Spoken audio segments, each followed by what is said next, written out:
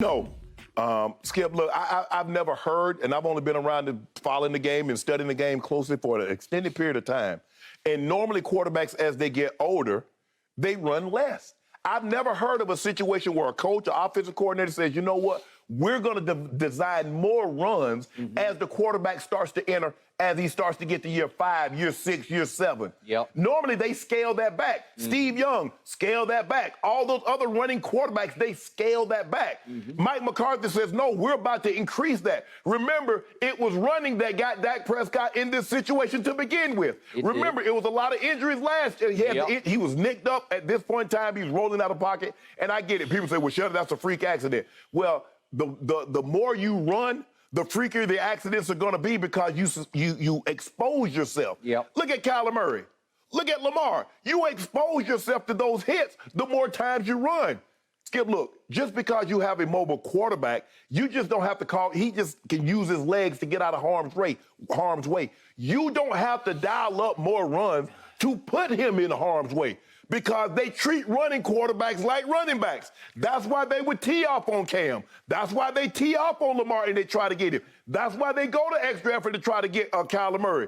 Oh, man, I finally get a chance. You're not a quarterback anymore. You're not in the pocket. Let me put pain on you. So for me, Skip, no, I would not expose Dak Prescott to running the football. Look, Dak, if there's nothing there, we have no problem with you running the football and getting down. But design runs, nah, I'm not willing to. You're a $40 million quarterback. I understand that your backup quarterback won a game last year, or maybe 2 years ago, Skip, he went up to Minnesota. No, that was last year. He went to Minnesota, and he won a game. Super rush, yep. You're not going very far in this league with backup quarterbacks. They can win you a game or two, but you mess around and get, man, okay. Mike McCarthy, just stop talking. Just please drop the mic. Yeah, just stop talking. So, Shannon Sharpe. Last night, I laughed and laughed to myself after I read this because of your constant narrative on this show that the Cowboys constantly come up with some OTA narrative that gives their fans new hope next year that this will be the year.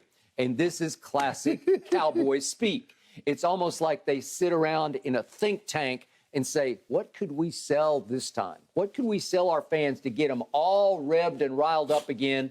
Like next year will be the year so that we can disappoint them once more, right? And the best offseason narrative I could think of is Dak is back. Yeah. Dak is completely healthy now. And to quote Mike McCarthy yesterday, he's had a heck of an offseason. Okay, so I got it. So I'm trying not to fall back into that trap. But the new OTA narrative was he's leaner. He's more flexible. He weighs exactly the same, whatever he is, 230-ish, or in that ballpark. That ain't 230. Maybe 240. Okay, whatever. I'm not sure what he weighs now, but he's in that ballpark somewhere. But he weighs the same, but he's leaned out because he has dropped, according to Dak, the baby fat. So as he's turned 29 years of age, he's finally dropped his baby fat. Okay. Are you buying it? Are you buying it? I'm gonna buy it. I believe he put the time in and shed a few pounds, changed some of his eating habits. He's done more core work, more rotation work, and that's helped lean him out, which in my experience does not lean you out. No, it does not. Okay. No. I'm still buying. Eating less leads. Okay, it does. And he detailed his eating habits back at Mississippi State, which were trips to McDonald's. That's your college kid. Okay, that's what you do in college, right? Yeah. Okay, so now I do look at this objectively and I say, you know what? I do miss some more running from Dak Prescott because he is a huge man by most people's standards. What do we give him, 6'2"? And again, I'll give you 240. Let's do 6'2", 240. With some mobility. I'm not talking about Lamar here, but I'm talking about he moves pretty well. And do I ever remember that one run? He's won one playoff game in his lifetime as my quarterback, and it was against Russell Wilson. Oh, man. Do you remember this? Yeah, I remember it. Basically won the football game because that put them up 24-14. Russ immediately goes kaboom right down the field, remember? And they go for 2, but it's 24-22 is the final. Yes. And that's your lone win on Dak's resume with 3 losses. Okay, I miss that guy. And last year, because he was coming off career-threatening injuries, had 2 huge ankle surgeries in the offseason, his yards per carry fell from 4 to 3. And it pretty much, that doesn't sound like much, but it was a lot. Well, with Skip, a lot of that happened to do with, remember in the New England game when he went for it a couple of times and he didn't get it, he ended up fumbling it on I think it was 4th down, but he had 2 cracks at it where he didn't get anything. That is correct. And speaking of that fateful New England game, that was kind of the end of Dak Prescott's season as we knew and loved it. At least I knew and loved it, because that got them to 5-1, and he hit my man CeeDee Lamb with the walk-off in overtime. And what happened on that play, I don't know, but he planted wrong on his right foot, and he did more than tweak it. I can't say he tore it, but he pulled it. Right. And you know and I know, once you get one of those, it's that B word, right? And that was no more Dak for the next game, and then he was shaky from that point on. He said his footwork suffered and his confidence lagged. So he goes, in the first 6 games, he's completing 73% of his passes, 302 yards per game. 302, that's pretty good. That's great. I mean, I'm not saying he was leading the MVP race, but he was in the discussion. He was in the discussion. He was. And then over the last 11 games, as a starter, he goes 6-5, and 73% became 65%. That's a dramatic drop-off in yards per game, went from 302 down to 263. And some of his hit bottom QBRs were 19 against your Denver Broncos. That scaled 0 to 100. Then a grand total of a 9 QBR at Kansas City. Ooh. Then a big old 10 at Washington, a game they actually managed to win. And then in that fateful playoff game at Jerry World against the 49ers, a 27 on a scale of 0 to 100. Damn, Dak was playing bingo. B19. A9. Bingo.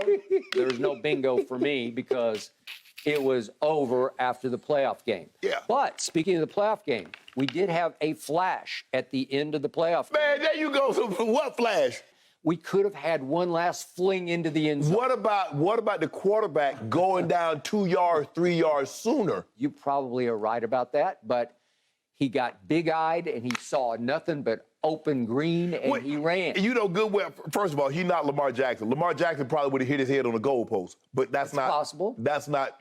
Okay. You have to understand the situation, Skip. Yardage were unimportant at that point in time because all you wanted was a crack to throw the ball into the end zone. So 3 yards wasn't going to make a difference. I can see if you're going to line up for a field goal attempt, but in a situation like that, what's 3 yards? What's 5 yards when Dak has the arm to get the ball to the end zone?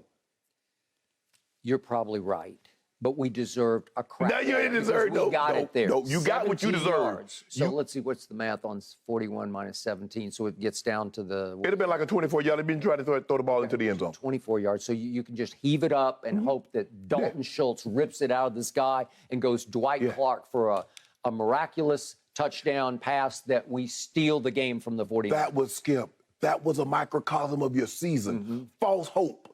You actually started to believe we could do this after being behind the entire game. You believed that you had a chance. Woefully behind. Yes. We got our butts kicked from start almost to finish, and then all of a sudden, miraculously, we were robbed of only a last-ditch shot.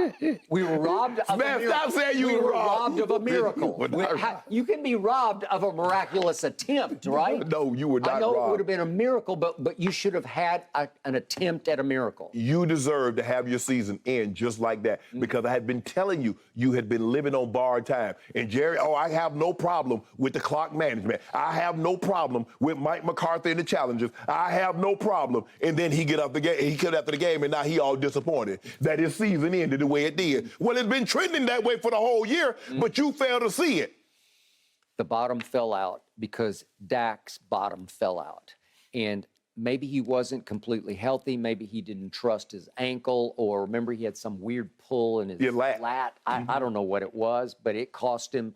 But remember, he goes to Tampa to play the defending champs in their place on opening Thursday night, and that might have been his best game of the year because there was no expectation of my quarterback. But I told you the Tampa Bay Buccaneers, I tried to Skip, they're not the same defense. That is correct. And it showed. But the GOAT was still the GOAT because he goated them at the end of the game. But I told you, your defense wasn't that good.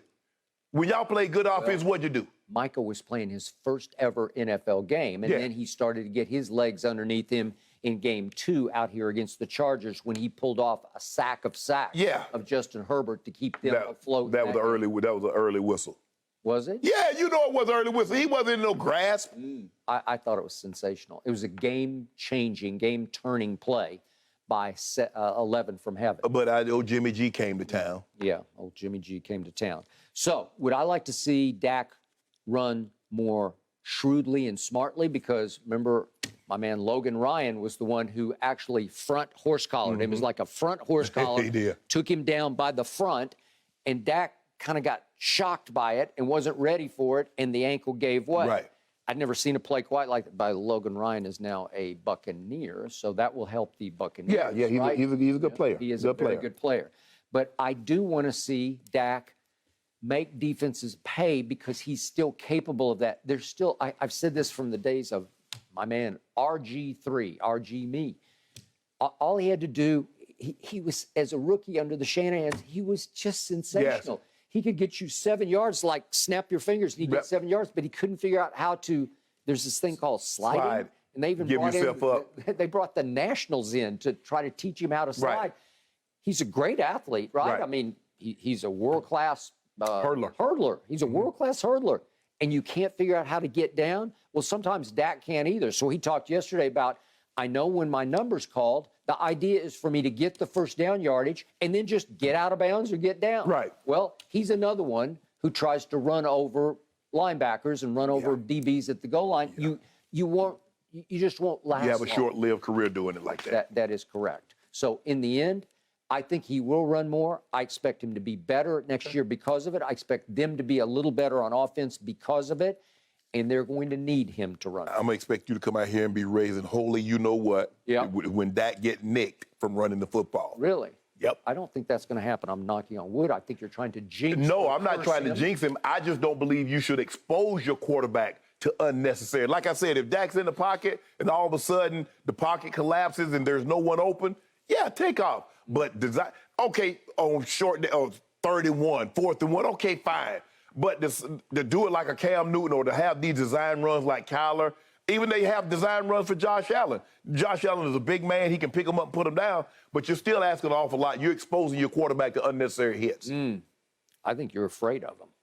Oh, Of Dak running. I already know what y'all gonna do in the NFC East because that's a terrible division. But you go no further. I am buying into the OTA narrative that Dak is going to run more and that Dak is much leaner than he used to be. They get you every time.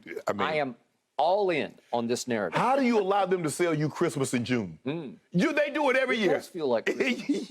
And you buy it, okay? I know people who buy a lot of Christmas stuff in June, right? I know you're gonna have coal in your stocking come really so? Christmas time. Yep, I They do. play on Christmas? I think they do. They do. Yeah, I believe they have a game. And the Grinch gonna steal it. Watch. Whoever they play, they gonna take a L. Dak Now the and Broncos Kellen play Moore on are going to Christmas. have to feeling pick their better about my spots, team. gentlemen. No, you don't. Thank you for watching. You can subscribe here to get the latest from the show, and be sure to check out more of the best clips from Undisputed, or go watch a few other segments from our other shows on FS1.